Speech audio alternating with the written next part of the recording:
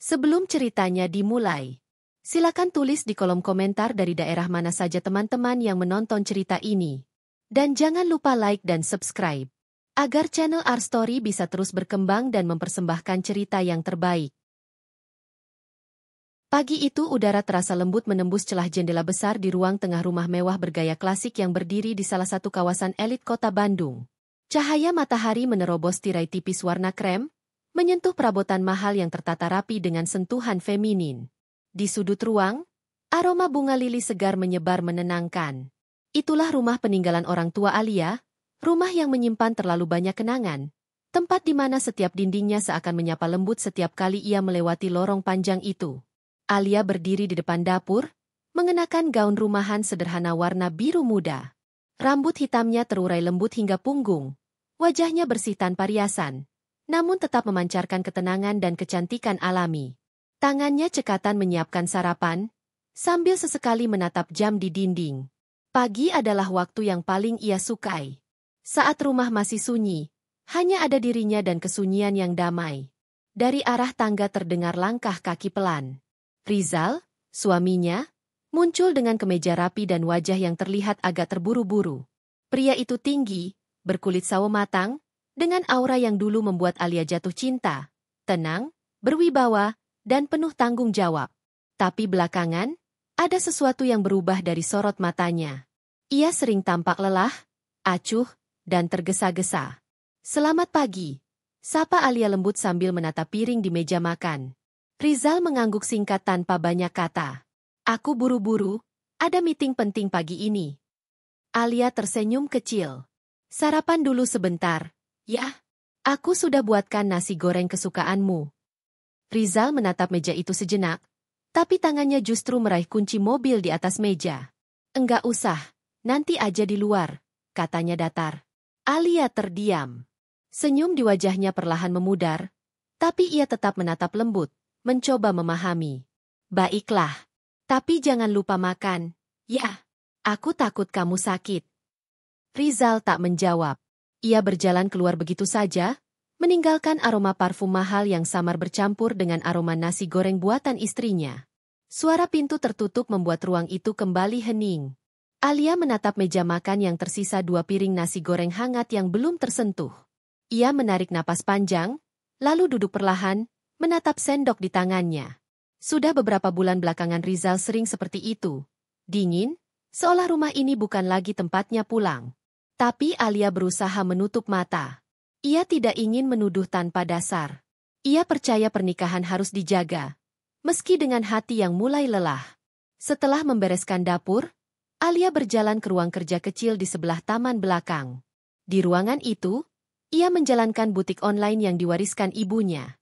Ia menatap meja kerja dengan tumpukan buku, laptop, dan sketsa desain pakaian. Di dinding tergantung foto dirinya bersama almarhum ibunya, seorang wanita anggun yang dulu dikenal sebagai perancang busana terkenal. Alia tersenyum tipis, mengingat masa kecilnya yang penuh kasih sayang. Ayahnya sudah meninggal lebih dulu saat ia SMA, dan ibunya menyusul 2 tahun lalu karena sakit keras. Sejak saat itu, rumah besar itu menjadi satu-satunya warisan dan kenangan hidupnya.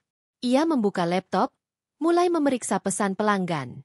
Pagi itu cukup sibuk. Beberapa pelanggan memesan gaun, beberapa meminta desain baru. Aktivitas itu membuatnya sedikit lupa akan kesepian. Tiba-tiba suara bel rumah berbunyi. Alia bergegas membuka pintu. "Assalamualaikum." Sosok wanita paruh baya berdiri di depan gerbang, mengenakan kebaya coklat tua dan selendang sutra. Wajahnya tampak tegas namun dingin. "Dini, Ibu Rizal." Alia tersenyum sopan, meski dalam hatinya sedikit gugup. "Waalaikumsalam, Ibu. Silakan masuk." Dini melangkah masuk dengan langkah mantap. "Rizal mana?" "Baru saja berangkat, Bu. Katanya ada meeting." "HMPH. Iya, Ibu tahu. Ibu mau mampir sebentar aja," katanya sambil menatap sekeliling rumah. Tatapannya seperti menilai, memperhatikan setiap sudut. "Rumah ini besar sekali, ya? Warisan dari orang tuamu itu luar biasa."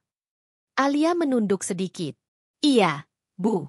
Saya bersyukur bisa menjaga rumah ini dengan baik."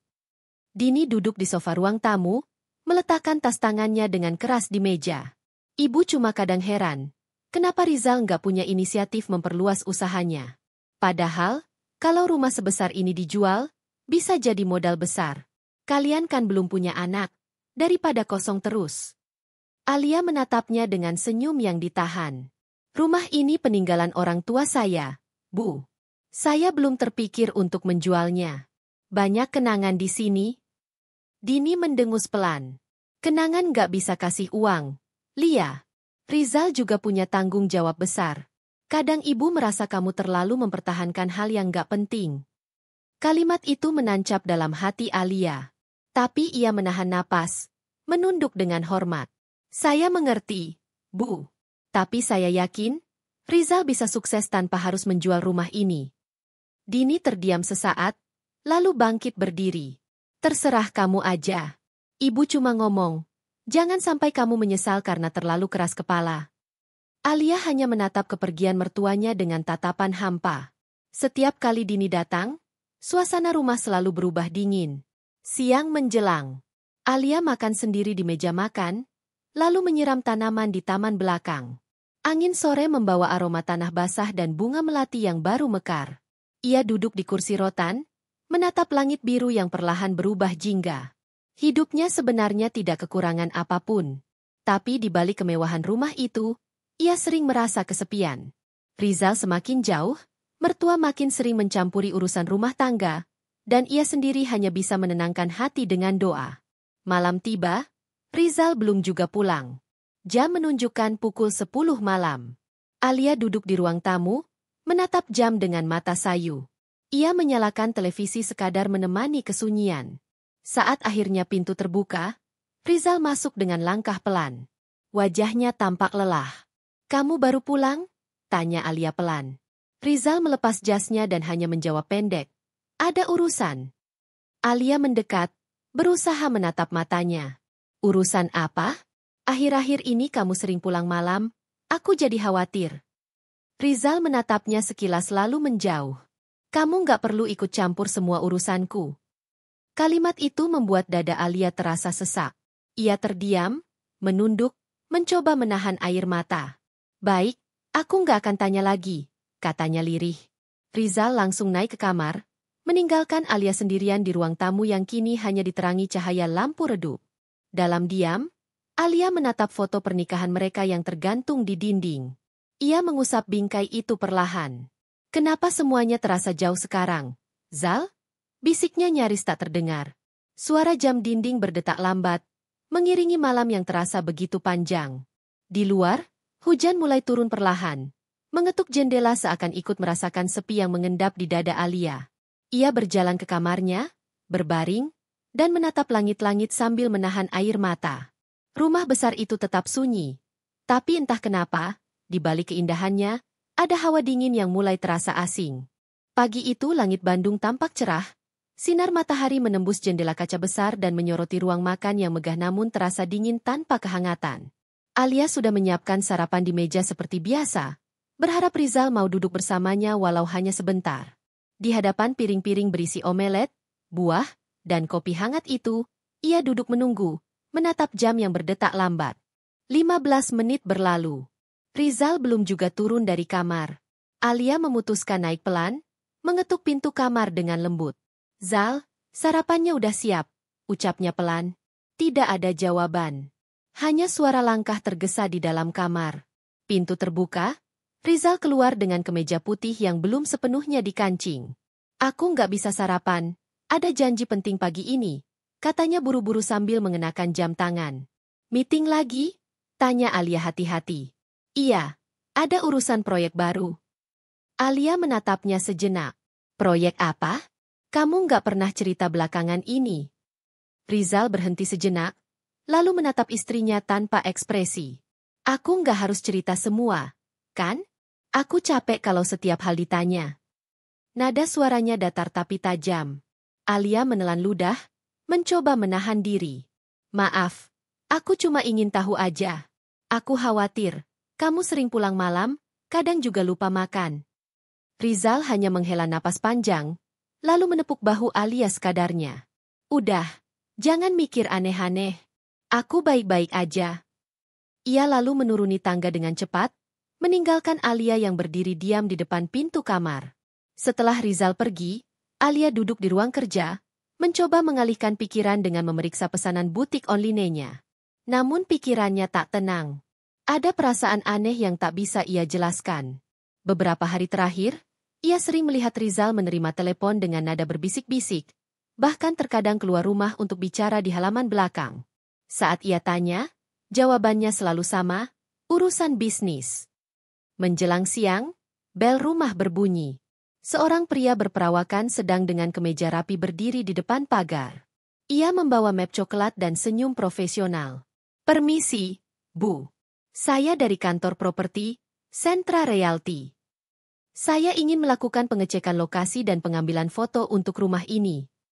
Alia mengerutkan kening. Maaf, maksudnya apa? Saya nggak pernah minta rumah ini difoto. Pria itu tampak heran. Oh, saya dapat izin langsung dari Pak Rizal. Katanya rumah ini akan masuk dalam daftar properti eksklusif yang akan dijual. Darah Alia seolah berhenti mengalir sesaat. Dijual? Suaranya meninggi tanpa sadar. Rumah ini tidak dijual. Pria itu mundur gugup. Saya cuma menjalankan tugas, Bu. Kalau begitu, saya minta maaf. Alia menatapnya tajam. Tolong jangan ambil satupun foto tanpa izin saya. Rumah ini milik saya. Sekali lagi, jangan datang tanpa pemberitahuan. Pria itu mengangguk canggung lalu pamit pergi. Alia berdiri lama di depan gerbang, hatinya berdebar keras. Kata, dijual, terus bergema di kepalanya. Ia memejamkan mata, mencoba berpikir jernih. Mungkinkah Rizal hanya salah paham? Atau, memang benar ia berniat menjual rumah ini? Sore harinya, Dini datang tanpa kabar. Seperti biasa, dengan dandanan rapi dan aroma parfum kuat yang memenuhi ruang tamu. Alia, mana Rizal? Belum pulang, Bu. HMPH, pasti sibuk cari uang buat kalian. Bagus. Alia menatapnya pelan. Bu, saya tadi kedatangan orang dari agen properti. Katanya Rizal menyuruh mereka memotret rumah ini karena mau dijual. Dini tersenyum tipis, nyaris seperti menahan sesuatu. Oh, jadi udah tahu, ya? Alia menatapnya tak percaya. Jadi benar, Bu? Rizal mau jual rumah ini. Dini menyilangkan tangan di dada. Memang kenapa? Rumah ini besar, terlalu mewah buat kalian berdua. Daripada nganggur, lebih baik dijual, uangnya bisa buat usaha. Tapi ini rumah peninggalan orang tua saya, Bu. Saya belum pernah kasih izin untuk menjualnya. Nada suara Alia mulai bergetar. Dini menatapnya dingin. Alia, kamu itu istri. Tugasmu ikut suami, bukan menentang. Lagi pula, Rizal itu suamimu, jadi rumah ini hak dia juga. Jangan egois. Alia menggigit bibirnya menahan emosi. Maaf, Bu, tapi rumah ini jelas-jelas atas nama saya. Saya punya sertifikat aslinya. Dini berdiri, nada suaranya meninggi. Kamu pikir kamu siapa bisa ngomong begitu sama ibu mertua sendiri? Kalau bukan karena Rizal, kamu nggak akan tahu hidup senyaman ini.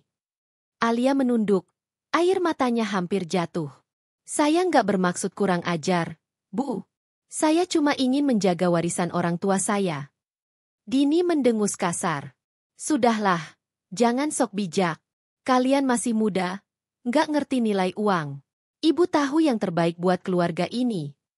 Setelah berkata begitu, Dini mengambil tasnya dan melangkah pergi dengan langkah cepat, meninggalkan aroma parfum yang menusuk hidung dan suasana hati yang kacau. Malamnya, Rizal baru pulang pukul 11. Wajahnya tampak lelah, tapi bukan lelah karena bekerja keras, melainkan seperti seseorang yang menanggung rahasia. Alia duduk di ruang tamu menunggunya. Zal, aku mau tanya. Suaranya pelan tapi tegas. Rizal melepas jasnya, menatap Alia dengan tatapan datar. Apa lagi? Tadi ada orang dari agen properti datang. Katanya kamu nyuruh mereka motret rumah ini buat dijual. Itu maksudnya apa? Rizal menatap Alia lama, lalu menghela napas. Kamu kenapa harus ribut soal itu? Aku cuma survei harga aja. Survei harga? Tapi mereka bilang rumah ini akan masuk daftar properti eksklusif. Itu bukan survei, Jal. Itu artinya kamu udah kasih izin untuk dijual. Rizal mengangkat suaranya. Ya, terus kenapa kalau dijual? Rumah ini besar banget, ngabisin biaya perawatan. Aku cuma mikir realistis. Alia berdiri, wajahnya memucat. Tanpa ngomong dulu sama aku, ini rumah peninggalan orang tuaku, Jal.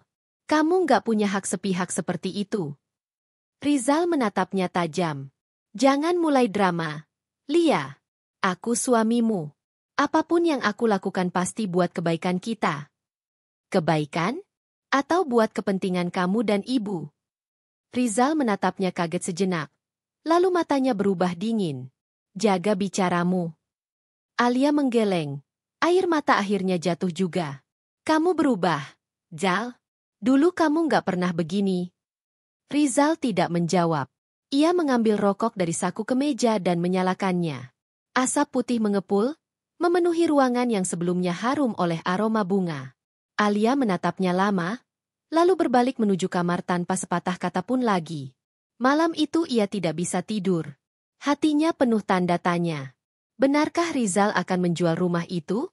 Atau ada sesuatu yang lebih besar yang ia sembunyikan? Dalam gelap, Alia menatap langit-langit kamar, mendengarkan suara hujan yang turun pelan di luar jendela. Suara itu seakan mengiringi kegelisahan yang menekan dadanya. Ia menggenggam kalung kecil peninggalan ibunya, lalu berbisik lirih. Bu, kalau ibu masih ada, pasti ibu tahu aku harus gimana. Malam semakin larut.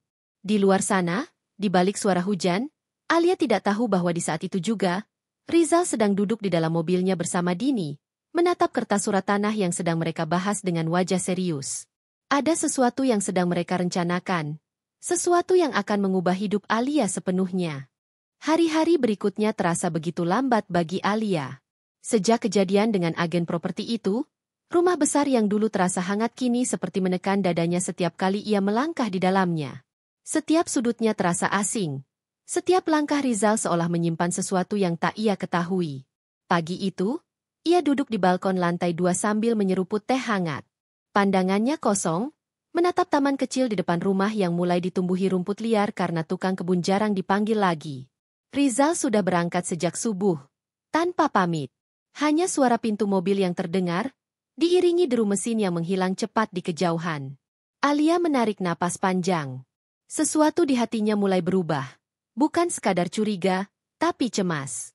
Ia merasa seperti sedang kehilangan kendali atas sesuatu yang dulu menjadi miliknya sendiri. Rumah, suami, dan ketenangan. Siang hari, saat ia sedang menata pakaian di kamar, suara ketukan pintu terdengar. Seorang pria berpakaian hitam rapi masuk dengan senyum sopan. Permisi, Bu. Saya dari kantor notaris Rendra. Saya ingin konfirmasi mengenai surat jual beli rumah ini. Apakah Ibu bisa tanda tangan ulang di berkas ini? Alia tertegun. Surat jual beli rumah ini? Maksudnya? Pria itu tampak heran. Pak Rizal bilang semua sudah disetujui. Kami hanya butuh tanda tangan ulang untuk arsip. Alia menatapnya lama, darahnya terasa mendidih. Maaf, saya tidak pernah menandatangani apapun. Rumah ini belum pernah saya jual. Pria itu tersentak. Oh, mungkin saya salah orang. Tapi di berkas ini sudah ada tanda tangan Ibu. Alia merebut map dari tangan pria itu. Ia menatap lembaran kertas yang tertulis dengan huruf tebal, akta jual beli rumah. Dan di bawahnya, tertera tanda tangan yang menyerupai miliknya. Namun ia tahu pasti, itu bukan tanda tangannya. Tangannya gemetar. Ini palsu, ini bukan tanda tangan saya, katanya dengan suara bergetar. Pria itu panik. Maaf, Bu. Saya cuma disuruh mengantar dokumen ini. Saya benar-benar tidak tahu apa-apa. Alia memejamkan mata, mencoba menenangkan diri. Baik, kamu boleh pergi. Tolong sampaikan ke Pak Rizal, saya ingin bicara langsung. Pria itu cepat-cepat pergi, meninggalkan Alia yang masih berdiri di depan pintu dengan wajah pucat. Setelah pria itu pergi, Alia duduk di kursi ruang tamu, menatap dokumen itu lama. Di sana tertera dengan jelas. Harga jual, 10 miliar rupiah. Pembeli, Tuan Ardianto, Jakarta Selatan. 10 miliar. Rumah satu-satunya peninggalan orang tuanya. Dan Rizal menjualnya tanpa izin, dengan tanda tangan palsu. Air mata jatuh perlahan di pipinya. Ia memeluk dokumen itu seolah memeluk kenangan masa lalunya yang direbut paksa. "Kenapa? Zal, kenapa kamu tega begini?" bisiknya lirih. Sore menjelang, dan Rizal pulang lebih awal dari biasanya. Ia tampak sedikit tegang, seolah sedang menyembunyikan sesuatu. Alia sudah menunggunya di ruang tamu, dokumen itu tergeletak di meja. "Zal," panggil Alia pelan. Rizal berhenti di depan pintu, pandangannya langsung jatuh pada kertas di meja. "Ini apa?" tanya Alia. Suaranya tenang tapi dingin. Rizal diam sejenak, lalu berkata singkat, "Kamu dapat dari mana itu?" "Dari notaris yang datang tadi siang. Katanya aku harus tanda tangan ulang, padahal aku nggak pernah tanda tangan sebelumnya." Alia menatapnya tajam. "Kamu palsukan tanda tanganku." "Ya, Zal?" Rizal menarik napas panjang, lalu menjawab dengan nada rendah. "Aku cuma berusaha cari jalan keluar. Lia, aku butuh uang buat usaha baru. Rumah ini terlalu besar. Sayang kalau cuma jadi tempat tidur." "Uang? Kamu jual rumah ini tanpa izin aku hanya untuk uang?" Rizal membentak balik, "Kamu nggak ngerti. Aku capek hidup begini, bergantung sama warisan orang tuamu. Aku pengin punya sesuatu dari hasil usahaku sendiri." Alia berdiri, suaranya bergetar karena marah dan sedih sekaligus. "Itu bukan alasan untuk menipu aku, Zal. Ini rumah kenangan, rumah yang dibangun sama ayah dan ibu dengan keringat mereka. Kamu tega jual tanpa izinku." Rizal menatapnya, matanya merah, rahangnya mengeras. "Dengar ya, pokoknya rumah ini tetap kami jual. Aku dan ibu udah sepakat. Pembelinya udah ada, dan semuanya udah hampir selesai." Alia menatapnya tak percaya. "Kami? Kamu dan ibu?" Rizal menunduk, lalu menatap tajam. "Iya, ibu cuma mikirin masa depan kita. Kalau rumah ini dijual, hidup kita bakal lebih baik." Alia menatapnya penuh luka. "Lebih baik buat kamu, mungkin. Tapi buat aku? Kamu tahu nggak? Setiap sudut rumah ini nyimpan kenangan sama orang tuaku. Aku tumbuh di sini. Aku kehilangan mereka di rumah ini. Kamu tahu rasanya dijualin begitu aja." Rizal menatapnya, tapi kali ini tanpa rasa bersalah. "Udah cukup, Lia. Jangan bawa-bawa perasaan. Aku suamimu. Aku tahu mana yang terbaik buat keluarga kita." Alia menatapnya dengan mata berkaca-kaca. "Kalau kamu benar-benar suami yang tahu yang terbaik, kamu nggak akan berbohong dan berkhianat kayak gini." Suasana membeku. Hanya suara detik jam dinding terdengar. Rizal menghela napas kasar lalu pergi ke kamar tanpa menoleh. Alia jatuh terduduk di sofa, memeluk dirinya sendiri sambil menangis tanpa suara. Malam itu, ia tak bisa tidur. Ia menatap langit dari jendela kamar, hujan turun deras seolah langit ikut menangis. Dalam hatinya, rasa cinta mulai berganti jadi kekecewaan. Ia mulai sadar, mungkin laki-laki yang dulu ia percayai sepenuh hati sudah berubah jadi orang lain. Beberapa hari setelah kejadian itu, keanehan semakin jelas. Alia mendengar dari tetangga depan bahwa beberapa orang asing datang ke rumah saat ia tidak ada. Mereka berkeliling halaman, mengambil foto, dan berbicara dengan Dini yang kebetulan sedang di sana. Salah satu tetangga berkata, "Saya kira rumah kamu udah dijual, Lia. Soalnya mereka bilang mau renovasi nanti." Ucapan itu membuat Alia terpaku. Renovasi? Malamnya, ia menunggu Rizal pulang. Tapi hingga tengah malam, tak juga datang. Teleponnya tak diangkat. Alia berjalan ke kamar kerja, membuka laci tempat dokumen rumah disimpan. Tapi lemari itu kosong. Map coklat berisi sertifikat rumah, surat tanah, dan dokumen warisan. Semuanya hilang. Tangannya gemetar, napasnya memburu. Ia berlari ke ruang tamu, membuka semua laci, mencari di setiap tempat. Tidak ada. Semuanya lenyap. Ia terduduk di lantai, air matanya mengalir deras. "Tuhan, jangan biarkan aku kehilangan semuanya." Ponselnya bergetar. Sebuah pesan masuk dari nomor tak dikenal. Besok siang kami akan datang untuk melihat rumah sebelum serah terima. Mohon pastikan semuanya siap, Bu Alia. Alia menatap layar ponselnya dengan mata melebar. Serah terima? Bisiknya. Dunia seakan berputar di sekelilingnya. Kini, ia tahu sesuatu yang besar sedang terjadi di belakangnya. Sesuatu yang bisa menghancurkan seluruh hidupnya. Dan malam itu, untuk pertama kalinya, Alia berjanji dalam hati. Ia tidak akan diam. Jika benar mereka menjual rumah ini tanpa izin, maka ia akan lawan. Meski harus melawan suaminya sendiri. Pagi itu, matahari bersinar terang, tapi suasana hati Alia gelap pekat. Sejak semalam ia tak tidur. Matanya sembab, wajahnya pucat, dan pikirannya terus berputar mencari jawaban. Ia tahu hari ini akan menentukan segalanya. Pesan yang ia terima malam tadi terus menghantui pikirannya.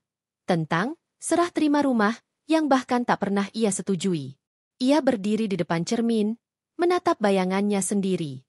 Aku nggak boleh lemah. Aku harus tahu kebenarannya, bisiknya lirih. Ia mengenakan kemeja putih dan celana panjang hitam, rambut diikat rapi. Kali ini, bukan sebagai istri yang lemah, tapi sebagai perempuan yang siap menghadapi kebohongan. Jam menunjukkan pukul 10 pagi ketika mobil hitam berhenti di depan rumah. Dari dalam keluar dua orang pria bersetelan rapi dan seorang wanita paruh baya berpenampilan mewah. Salah satu pria membawa map besar dan berkas dokumen. Alia membuka pintu dengan tenang. Selamat pagi, Bu Alia. Sapa pria itu sopan. Kami dari pihak pembeli. Sesuai janji Pak Rizal, hari ini kami melakukan pengecekan terakhir sebelum serah terima kunci. Alia menatap mereka dengan tatapan tajam. Serah terima? Maaf. Rumah ini belum dijual. Tidak ada izin dari saya. Pria itu terlihat bingung. Tapi, kami sudah menandatangani akta jual beli, Bu. Uangnya pun sudah ditransfer ke rekening atas nama Pak Rizal. Alia terpaku. Rekening Rizal. Wanita parubaya itu ikut bicara. Iya, Bu. Kami bahkan sudah membayar lunas. Bukankah Ibu juga sudah menandatangani suratnya? Alia menarik napas panjang. Tanda tangan itu palsu. Saya akan buktikan semuanya. Tiba-tiba, suara mobil lain berhenti di depan rumah. Rizal keluar dari dalam, bersama Dini. Mereka tampak terkejut melihat para pembeli sudah datang. Rizal cepat-cepat menghampiri, memasang senyum canggung. Oh, kalian sudah datang. Maaf, sedikit telat. Alia menatapnya tajam. Telat? Bagus, karena aku juga punya sesuatu buat kamu. Ia mengeluarkan berkas fotokopi dokumen dari tasnya dan melemparkannya ke meja ruang tamu. Kamu jual rumah ini tanpa izin aku. Rizal, kamu palsukan tanda tanganku. Rizal diam. Wajahnya tegang, keringat mulai menetes di pelipisnya. Dini mencoba menengahi. Alia, jangan bicara di depan orang, malu. Ini cuma kesalahpahaman. Alia membentaknya. Diam, Dini. Aku sudah diam cukup lama. Dari awal aku udah curiga. Kamu selalu ikut campur urusan rumah tangga kami. Ternyata kalian berdua main di belakang aku. Para pembeli menatap bingung. Suasana jadi tegang. Salah satu pria berbisik ke rekan sebelahnya. Ada apa ini? Alia melangkah mendekat ke arah Rizal. Matanya tajam menusuk. Kamu nggak cuma bohongin aku, tapi juga ngambil semua dokumen rumah ini. Kamu pikir aku nggak tahu? Aku udah periksa laci dan brankas. Semuanya kosong. Kamu bawa semua, kan? Rizal menunduk. Aku cuma pengin masa depan kita lebih baik. Lia? Alia menepuk dada, menahan amarah. Masa depan?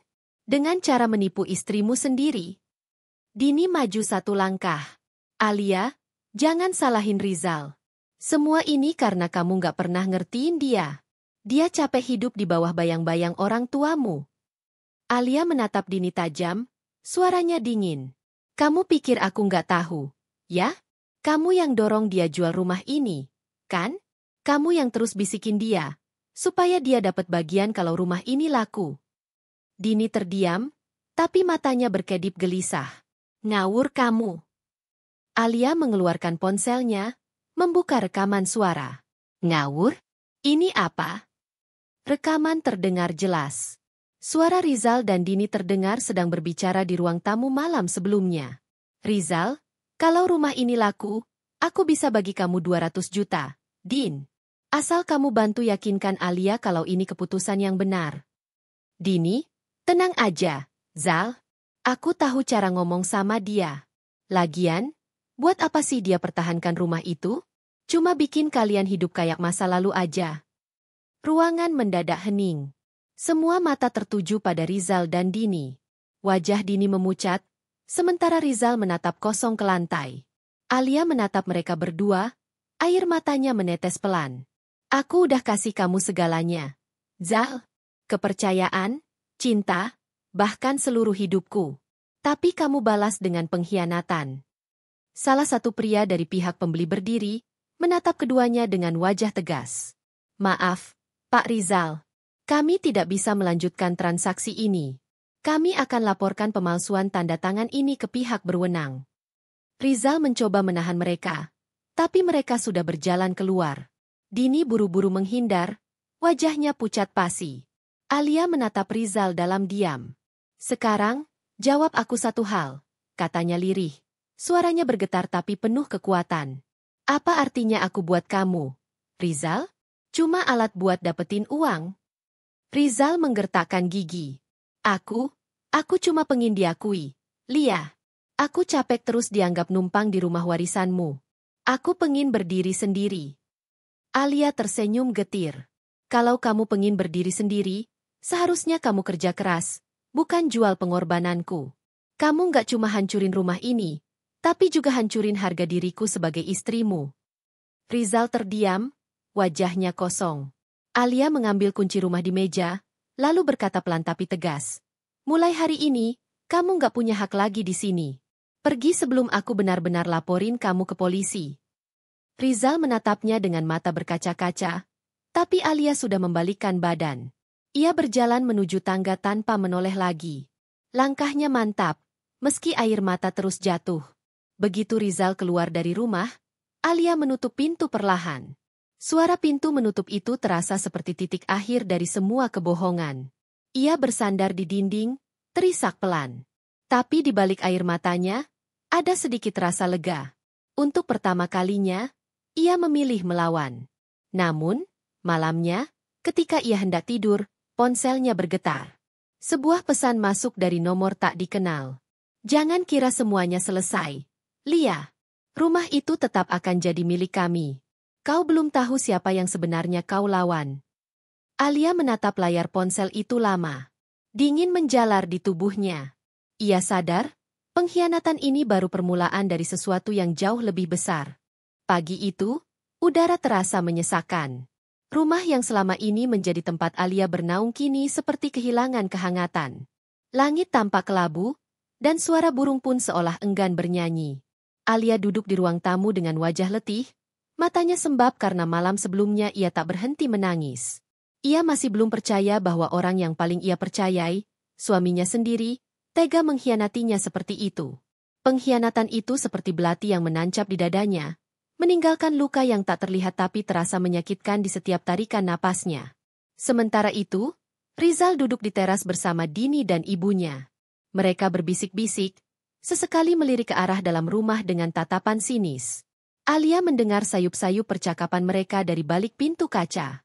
Bu, gimana ini? Kalau Alia lapor polisi, kita bisa repot, ujar Rizal dengan suara rendah.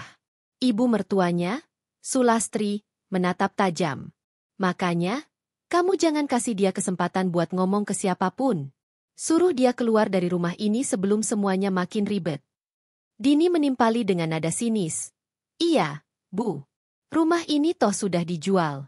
Buat apa juga dia di sini? Cuma bikin suasana tegang.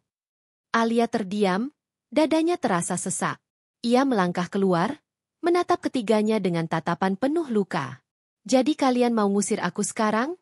Suaranya bergetar tapi tetap tegas. Rizal berdiri dengan wajah kaku. Alia, jangan bikin keadaan makin rumit. Rumah ini sudah bukan milik kita lagi. Alia menatapnya tajam. Kita? Jangan bilang, kita. Rizal, ini rumahku. Warisan dari almarhum ayahku. Kamu nggak punya hak sedikit pun atas rumah ini. Sulastri mendengus kasar. Sudah cukup, Alia. Jangan bicara seolah kamu paling benar. Rizal suamimu, dan selama dia masih kepala rumah tangga, semua keputusan ada di tangannya.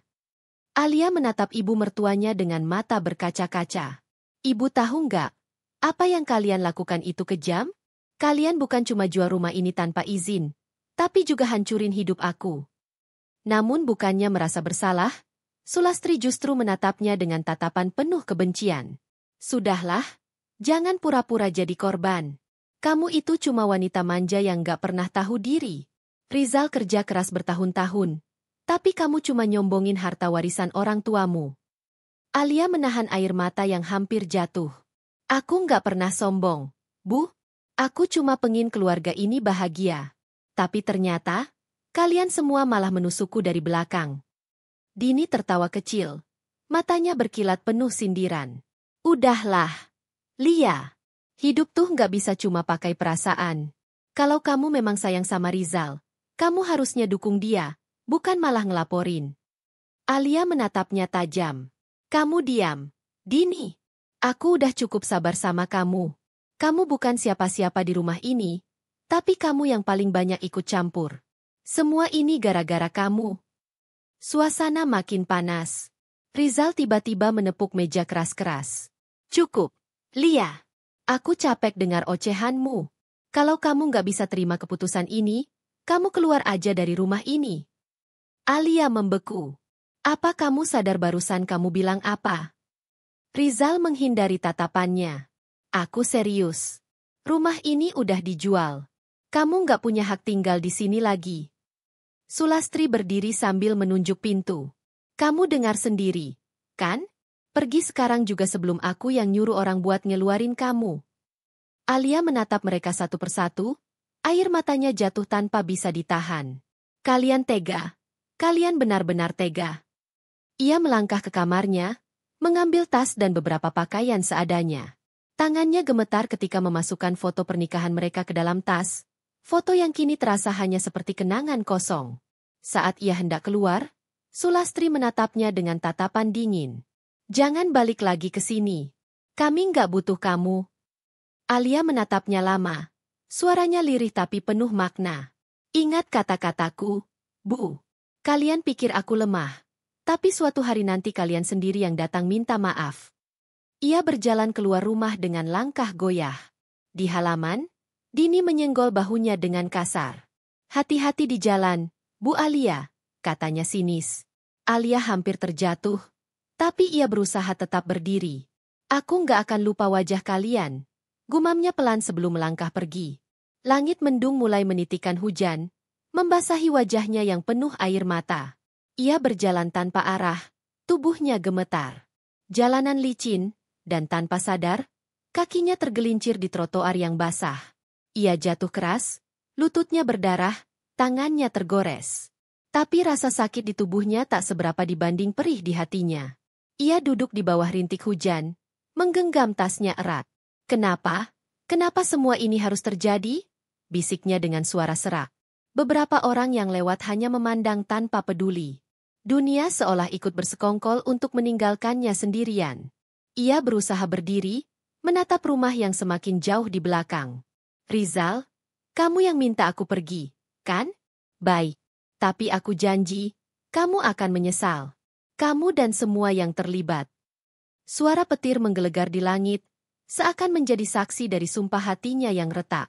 Langkahnya perlahan menjauh, meninggalkan rumah mewah yang dulu penuh tawa, kini hanya menyisakan kenangan dan luka yang dalam. Hujan telah reda. Malam itu, Alia duduk di sebuah kamar kecil di rumah kontrakan sederhana di pinggiran kota.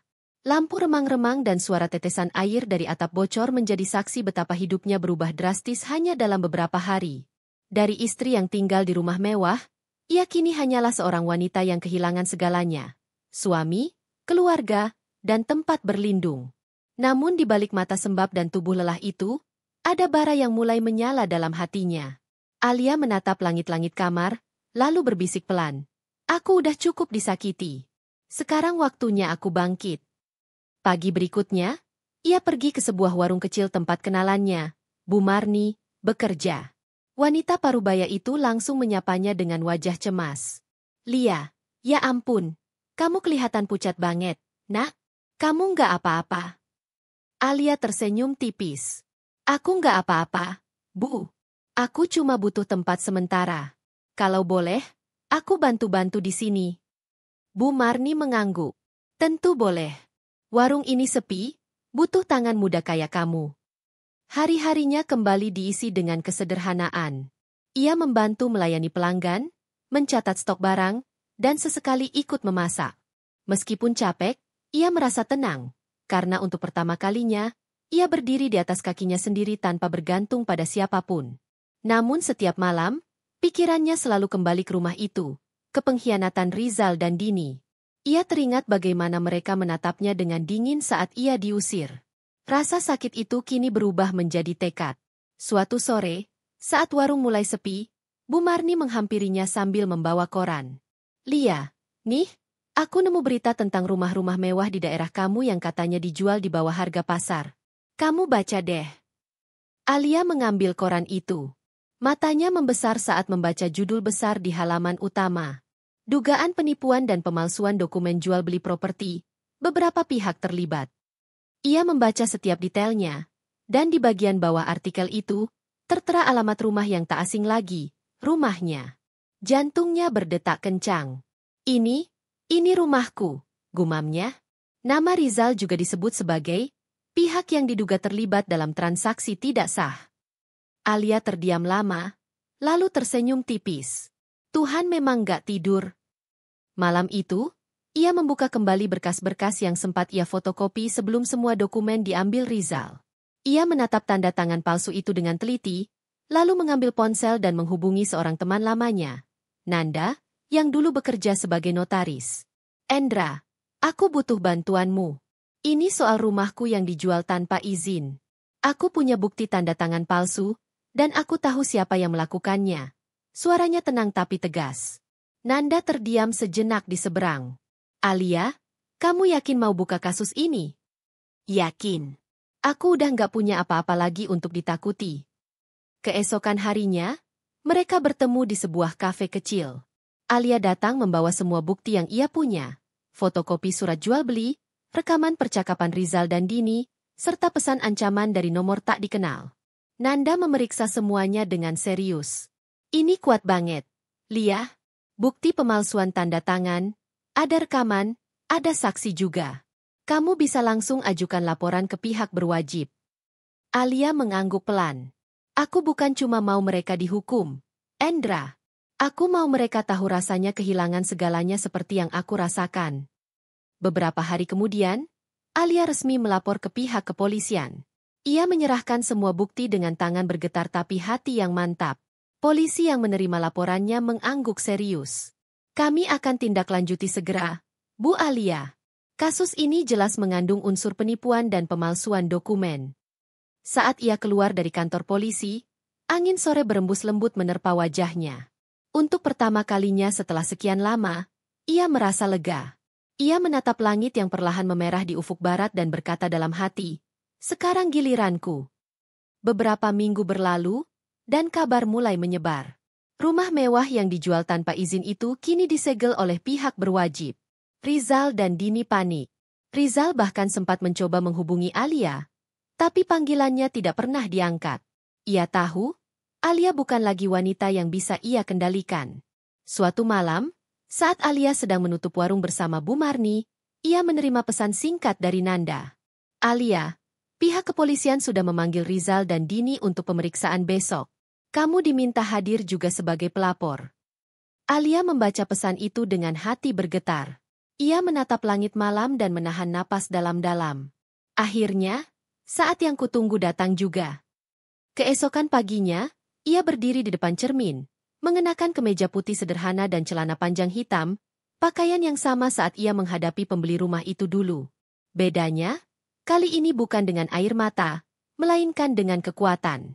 Alia yang dulu sudah mati, katanya pelan. Yang ada sekarang cuma Alia yang akan berdiri di depan mereka, bukan sebagai korban, tapi sebagai pemenang. Langkahnya mantap ketika ia keluar rumah menuju kantor polisi. Setiap langkah terasa seperti menutup luka lama dan membuka jalan menuju keadilan. Hari itu, udara pagi di apartemen sederhana yang kini ditinggali Alia terasa begitu berbeda. Cahaya matahari menembus jendela, menyinari wajahnya yang terlihat lebih kuat dari sebelumnya. Tak ada lagi air mata di matanya, tak ada lagi kesedihan yang menjerat hatinya. Yang tersisa kini hanyalah semangat dan tekad untuk menuntut keadilan atas apa yang dilakukan oleh Rizal dan ibu mertuanya, Dini. Selama seminggu terakhir, Alia telah sibuk berkonsultasi dengan seorang pengacara muda bernama Rendra. Pria itu dikenal cerdas dan tegas, salah satu sahabat lama almarhum ayahnya yang dulu merupakan pengusaha sukses. Dari Rendra lah, Alia mengetahui bahwa ia sebenarnya masih memiliki hak penuh atas rumah mewah yang telah dijual tanpa izinnya. Dokumen yang digunakan oleh Rizal untuk menjual rumah tersebut adalah palsu. Jadi mereka meniru tanda tangan saya, ya? Suara Alia bergetar menahan emosi saat menatap hasil pemeriksaan forensik tanda tangan di atas meja. Rendra mengangguk pelan. Betul, Alia. Ini bukti kuat. Tanda tangan kamu di surat kuasa dan akta jual beli itu hasil scan dan pemalsuan. Mereka menggunakan dokumen lama dari kontrak sebelumnya. Jika ini kita bawa ke jalur hukum, mereka bisa dijerat dengan pasal pidana pemalsuan dokumen dan penipuan. Alia menatap lembaran kertas itu lama. Tangan kirinya mengepal kuat, sementara air matanya menetes pelan. Tapi bukan tangis lemah, itu tangis tekad. Baik, Kak Rendra. Saya tidak akan diam lagi. Saya ingin mereka merasakan bagaimana rasanya kehilangan segalanya seperti saya dulu. Sore harinya, Alia mulai menyusun rencana. Ia tidak hanya ingin menghukum mereka, tapi juga ingin menunjukkan bahwa dirinya bukan wanita lemah yang bisa diinjak. Ia mulai mengumpulkan semua bukti. Salinan dokumen, rekaman suara Rizal yang pernah secara tidak sengaja terekam di ponselnya saat berbicara dengan Dini tentang rencana penjualan rumah, bahkan pesan singkat dari agen properti yang menyebutkan bahwa semua sudah beres atas perintah suami dan ibunya. Malam itu, Alia duduk di balkon apartemennya, memandangi langit kota yang kelam. Ia mengingat masa-masa saat masih tinggal di rumah mewah itu, rumah yang dibangun dengan kerja kerasnya, hasil warisan dari orang tuanya yang wafat dalam kecelakaan. Ia membayangkan Rizal dan Dini bersenang-senang di rumah itu sekarang, mungkin sedang menikmati hasil penjualan yang seharusnya menjadi haknya. Namun di balik pandangan kosongnya, senyum kecil terukir di bibirnya. Nikmatilah dulu, Rizal, karena sebentar lagi, semua akan berbalik. Keesokan harinya, Alia bersama Rendra mendatangi kantor notaris yang mengurus jual beli rumah tersebut. Mereka bertemu dengan Bu Ratna, seorang notaris yang tampak gugup saat mengetahui tujuan kedatangan mereka. Saya hanya menjalankan sesuai dokumen yang diberikan oleh suami Anda, Bu Alia. Semua sudah lengkap dan tampak sah di mata saya, ujar Bu Ratna dengan suara bergetar. Alia menatapnya tajam. Tapi Anda tidak memverifikasi keaslian tanda tangan saya. Anda tahu konsekuensinya, bukan? Bu Ratna menunduk. Saya akan bekerja sama. Saya siap memberikan salinan semua dokumen asli dan CCTV kantor saya waktu itu. Rendra mengangguk puas. Bagus. Itu akan sangat membantu di pengadilan. Kini, perlahan-lahan, potongan teka-teki mulai tersusun. Bukti demi bukti mengarah pada Rizal dan Dini. Semakin dalam diselidiki, semakin jelas bahwa keduanya telah bersekongkol dengan sengaja. Sementara itu, di rumah lama mereka yang kini sudah berpindah tangan ke pembeli baru, Rizal mulai merasa tidak tenang. Sudah 2 hari berturut-turut, ia menerima surat panggilan dari pihak kepolisian. Wajahnya pucat ketika melihat nama pengirimnya, Polres Jakarta Selatan. Astaga, ini apa lagi, Bu? Katanya panik, menunjukkan surat itu pada ibunya, Dini. Dini membaca dengan kening berkerut. Penyelidikan atas laporan pemalsuan tanda tangan dari Alia. Ia menatap Rizal dengan mata membelalak. Kamu bilang dulu semua aman, kan? Tidak ada jejak yang bisa menjerat kita. Rizal menelan ludah. Aku pikir sudah bersih, Bu. Aku sudah hapus semua pesan. Sudah kubayar notaris. Sudah ku? Bodoh. Kau pikir bisa menipu semuanya. Alia itu bukan perempuan sembarangan. Bentak Dini, tapi suaranya kini justru bergetar ketakutan. Malam itu, Dini bahkan tidak bisa tidur. Telepon dari orang-orang di sekitar mulai berdatangan. Ada yang bilang bahwa polisi datang ke rumah mereka, ada pula yang mengatakan bahwa media mulai mencium kasus tersebut. Nama keluarga mereka mulai jadi bahan bisik-bisik di lingkungan sekitar. Sementara di tempat lain, Alia duduk tenang di ruang tamu apartemennya, menatap berita di layar TV.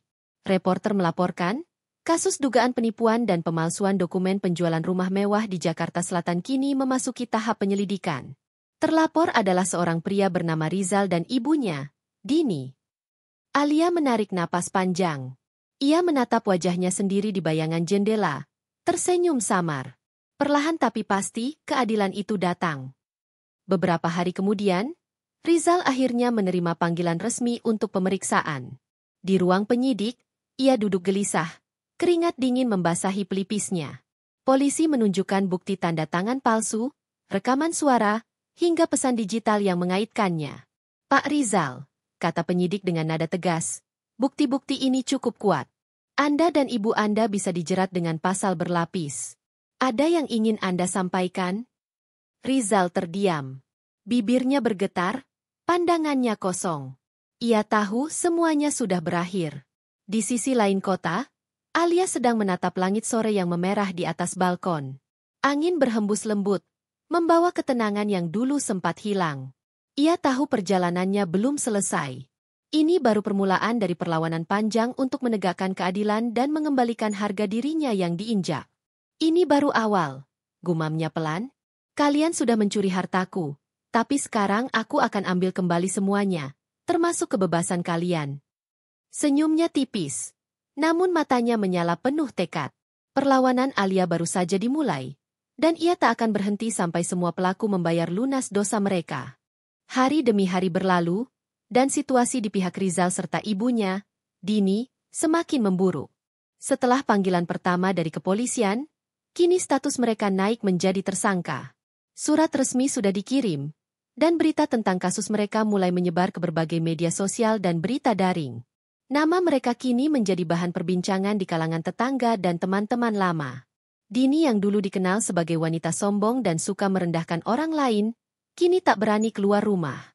Setiap kali ia melangkah keluar, tatapan sinis dan bisikan orang-orang mengiringinya. Kasihan, ya? Katanya rumah mewahnya itu hasil tipu-tipu. Iya, padahal dulu dia suka pamer mobil barunya. Sekarang gantian rasain. Bisikan-bisikan itu menusuk telinga Dini. Ia pulang ke rumah dengan wajah pucat dan mata sembab. Ia tak menyangka, hidupnya yang dulu tampak sempurna kini hancur berantakan dalam hitungan minggu. Sementara Rizal, tak kalah tertekan. Kantornya mulai sepi. Rekan-rekan kerja menjauh, dan beberapa proyek penting yang sedang ia tangani dibatalkan oleh klien karena reputasinya hancur. Ia duduk di depan laptop, menatap layar kosong.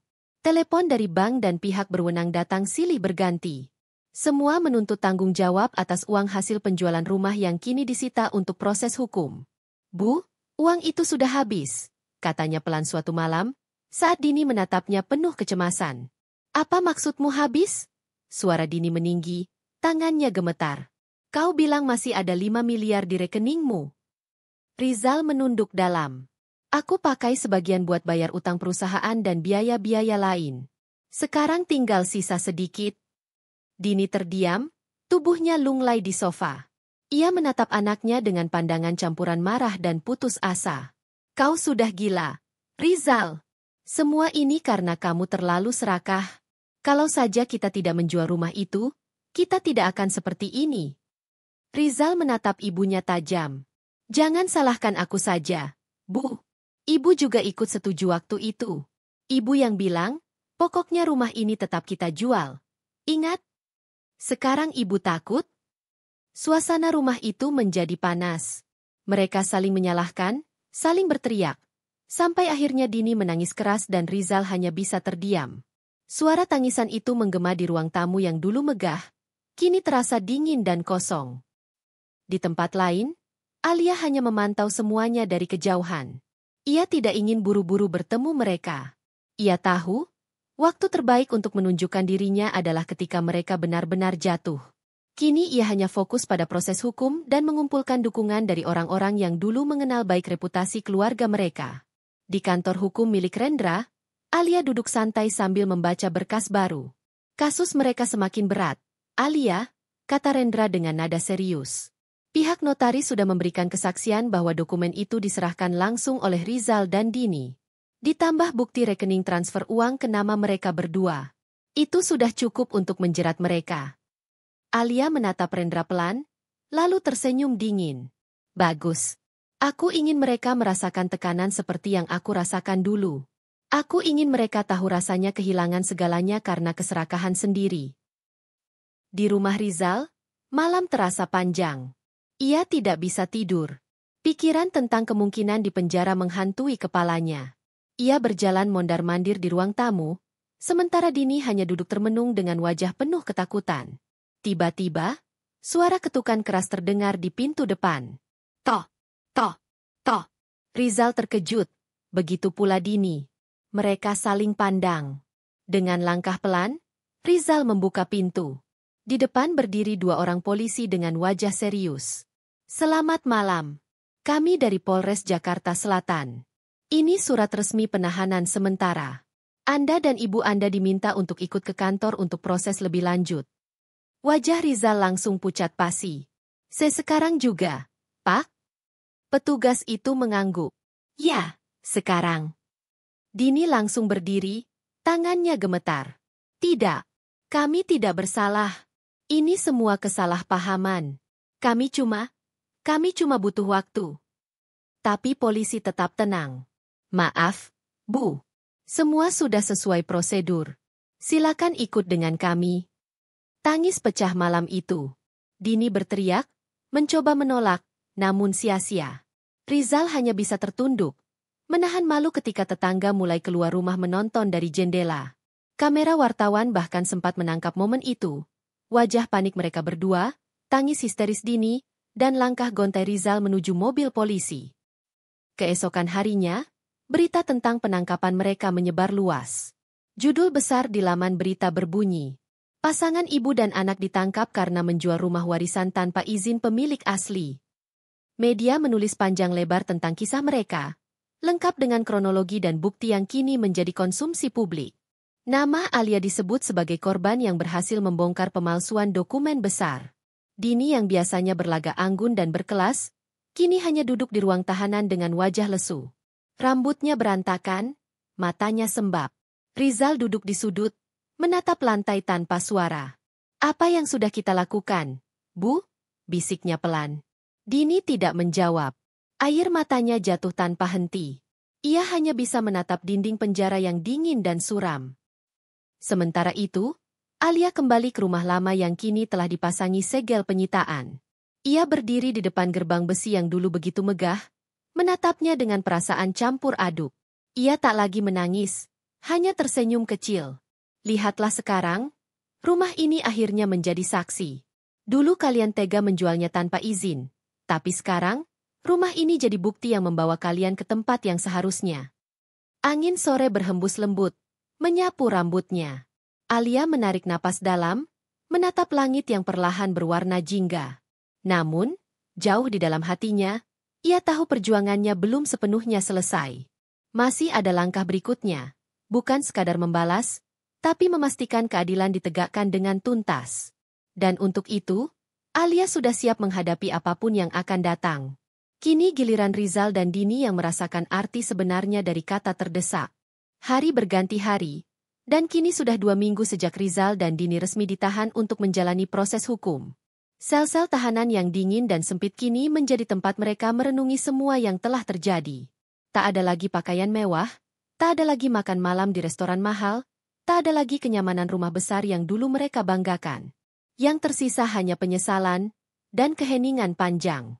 Di dalam sel itu, Dini duduk bersandar di tembok. Wajahnya pucat dan tampak jauh lebih tua dari usianya. Wajah yang dulu selalu dipoles rapi dengan make-up kini tampak kusam, keriput di sudut matanya semakin jelas. Ia menatap kosong lantai semen yang lembab. Semua ini salah ibu, gumamnya lirih. Rizal yang duduk di sudut sel menatap ibunya pelan. Ibu, jangan bilang begitu. Dini menatap anaknya dengan mata merah dan sembab. Tidak, Rizal, memang salah ibu. Ibu yang memaksa menjual rumah itu. Ibu yang buta karena uang. Kau sempat ragu waktu itu, tapi ibu yang terus mendorongmu. Suaranya pecah di tengah kalimat. Ia menutup wajah dengan kedua tangannya, menangis terseduh-seduh. Rizal hanya diam. Ia tahu ibunya benar.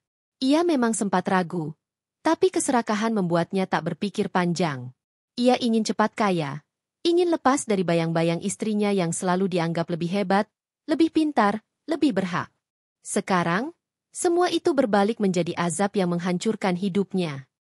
Di luar penjara, kehidupan terus berjalan. Tapi bagi Dini dan Rizal, waktu terasa beku. Mereka tak tahu kabar dari luar, tak tahu apa yang dipikirkan orang-orang tentang mereka. Hanya sesekali petugas membawa surat panggilan pengacara atau kabar singkat dari pihak kepolisian. Sampai suatu pagi, petugas memanggil Rizal untuk ke ruang penyidikan lagi. Ia berjalan pelan dengan kepala tertunduk, memakai baju tahanan oranye yang menempel di tubuhnya yang kini tampak lebih kurus. Di ruangan itu, ia bertemu Rendra, pengacara Alia. Rendra menatapnya tanpa emosi. Kau tahu, Rizal, sebenarnya Alia masih bisa melanjutkan kasus ini sampai ke pengadilan perdata dan menyita semua asetmu. Tapi, dia memilih untuk tidak melakukannya. Rizal menatapnya bingung. Apa maksudmu? Dia hanya ingin kalian menerima hukuman pidana. Setelah itu, dia ingin kalian sadar. Dia bilang tidak ada gunanya memenjarakan orang yang tidak tahu cara menghargai kesetiaan. Kata-kata itu menancap dalam di dada Rizal. Ia terdiam lama, menunduk dalam. Rasa malu, marah, dan sesal bercampur jadi satu. Rendra berdiri, menatapnya dingin. Kau tahu, Alia dulu hanya ingin hidup sederhana bersamamu. Tapi kau malah menusuknya dari belakang. Sekarang rasakan akibatnya. Sore itu, Rizal duduk sendirian di dalam sel. Pikirannya melayang ke masa lalu, ke hari pernikahannya dengan Alia.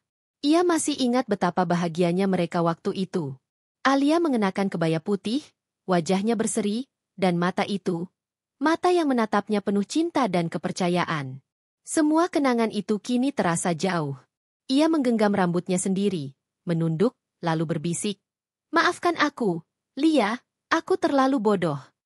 Dini yang duduk di dekatnya hanya bisa menghela napas berat.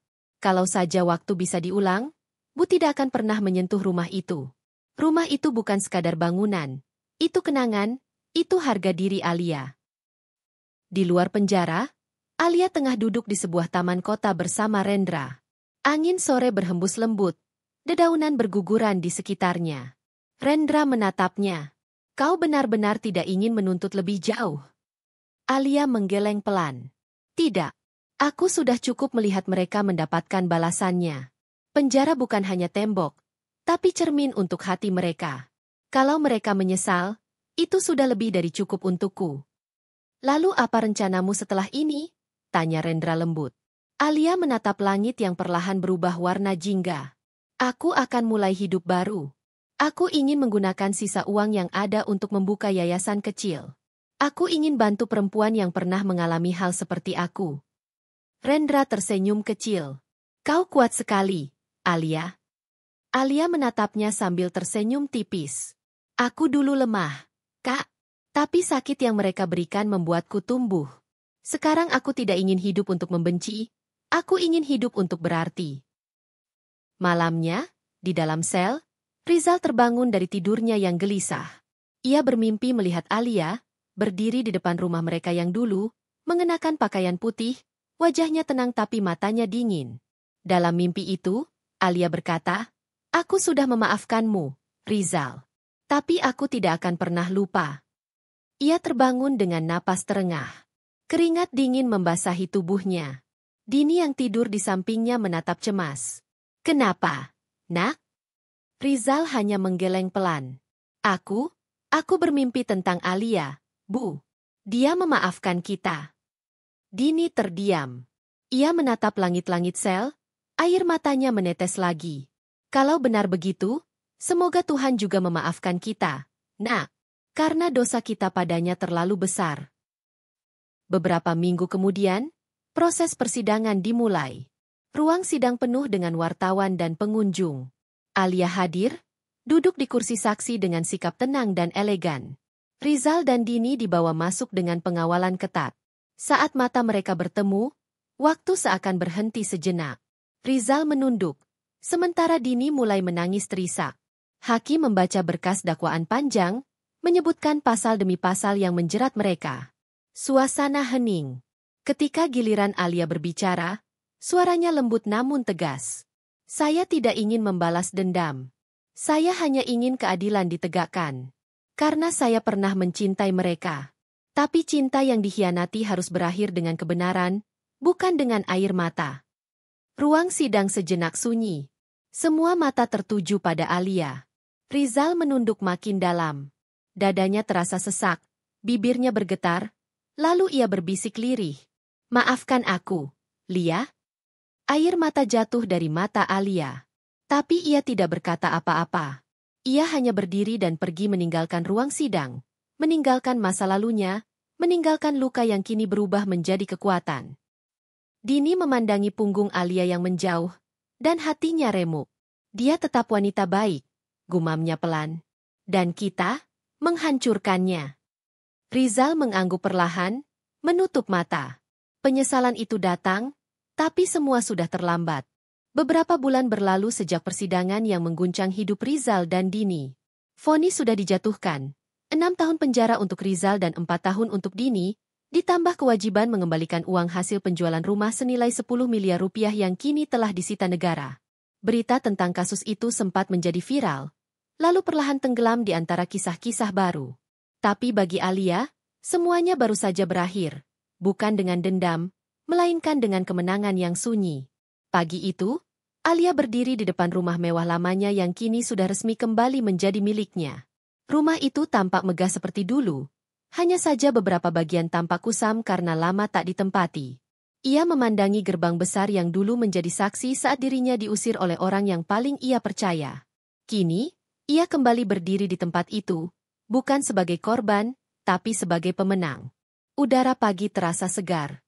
Sinar matahari menyapu wajahnya yang terlihat lebih tenang dan dewasa. Dalam genggamannya ada kunci rumah yang baru diserahkan oleh pihak pengadilan sebagai bukti resmi kepemilikan. Perlahan ia melangkah masuk. Setiap ruangan ia sentuh, setiap dinding ia pandangi. Aroma lama rumah itu masih ada, campuran antara kenangan dan luka. Tapi kali ini, tak ada lagi air mata. Hanya ketenangan. Rumah ini bukan lagi tempat luka, bisiknya lembut. Ini tempatku memulai hidup baru. Beberapa hari kemudian, Alia mengundang Rendra ke rumah itu. Rendra datang membawa berkas-berkas penyelesaian kasus terakhir. Ia tersenyum melihat Alia yang kini tampak berbeda. Jauh lebih kuat, lebih anggun, dan lebih matang. Sudah beres semua. Lia, rumah ini bersih secara hukum. Tak ada lagi yang bisa menuntut, kata Rendra sambil menyerahkan map hitam berisi dokumen.